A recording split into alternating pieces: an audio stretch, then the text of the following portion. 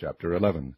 Also I in the first year of Darius the Mede, even I stood to confirm and to strengthen him. And now will I shew thee the truth. Behold, there shall stand up yet 3 kings in Persia, and the fourth shall be far richer than they all. And by his strength through his riches he shall stir up all against the realm of Grecia.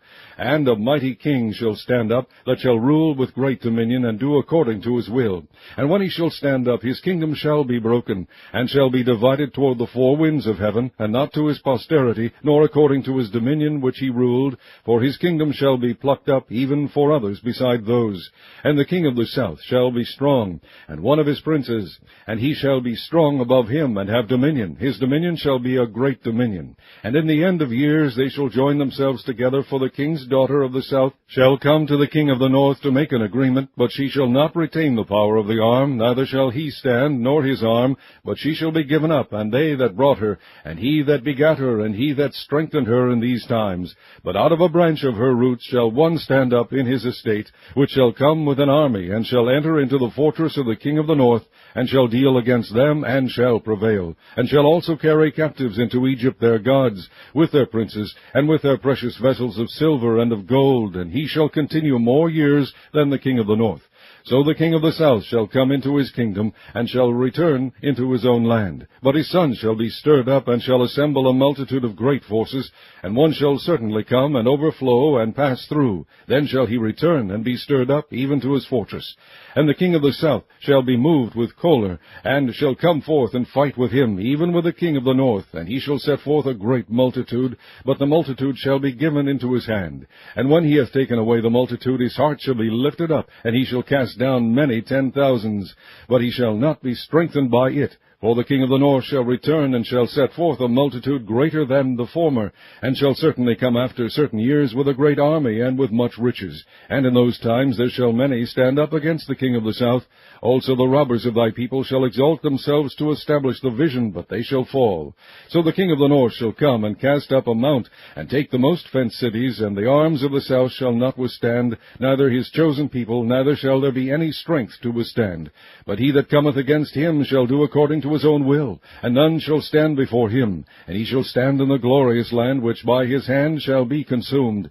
He shall also set his face to enter with the strength of his whole kingdom, and upright ones with him. Thus shall he do. And he shall give him the daughter of women, corrupting her, but she shall not stand on his side, neither be for him. After this shall he turn his face unto the isles, and shall take many. But a prince for his own behalf shall cause the reproach offered by him to cease. Without his own reproach he shall cause it to turn upon him.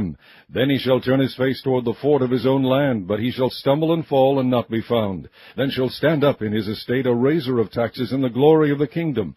But within few days he shall be destroyed, neither in anger nor in battle. And in his estate shall stand up a vile person, to whom they shall not give the honor of the kingdom, but he shall come in peaceably, and obtain the kingdom by flatteries. And with the arms of a flood shall they be overflown from before him, and shall be broken, yea, also the prince of the covenant. And after the league made with him he shall work deceitfully, for he shall come up, and shall become strong with a small people. He shall enter peaceably, even upon the fattest places of the province, and he shall do that which his fathers have not done, nor his fathers' fathers. He shall scatter among them the prey, and spoil and riches, yea, and he shall forecast his devices against the strongholds, even for a time. And he shall stir up his power and his courage against the king of the south with a great army. And the king of the south shall be stirred up to battle with a very great and mighty army. But he shall not stand, for they shall forecast devices against him. Yea, they that feed of the portion of his meat shall destroy him, and his army shall overflow, and many shall fall down slain. And both these kings' hearts shall be to do mischief, and they shall speak lies at one table, but it shall not prosper, for yet the end shall be at the time appointed. Then shall he return into his land with great riches, and his heart shall be against the holy covenant, and he shall do exploits, and return to his own land. At the time appointed he shall return and come toward the south, but it shall not be as the former, or as the latter. For the ships of Chittim shall come against him. Therefore he shall be grieved, and return, and have indignation against the holy covenant. So shall he do. He shall even return, and have intelligence with them that forsake the holy covenant. And arms shall stand on his part, and they shall pollute the sanctuary of strength, and shall take away the daily sacrifice, and they shall place the abomination that maketh desolate. And such as do wickedly against the covenant shall be corrupt by flatteries. But the people that do know their God shall be strong and do exploits. And they that understand among the people shall instruct many. Yet they shall fall by the sword, and by flame, by captivity, and by spoil many days. Now when they shall fall, they shall be holpen with a little help. But many shall cleave to them with flatteries, and some of them of understanding shall fall, to try them, and to purge, and to make them white, even to the time of the end. Yet it is yet for a time appointed. And the king shall do according to his will, and he shall exalt himself and magnify himself above every god, and shall speak marvelous things against the God of gods, and shall prosper till the indignation be accomplished. For that is determined shall be done. Neither shall he regard the God of his fathers, nor the desire of women, nor regard any god, for he shall magnify himself above all. But in his estate shall he honor the God of forces, and the God whom his fathers knew not shall he honor with gold and silver, and with precious stones and pleasant things.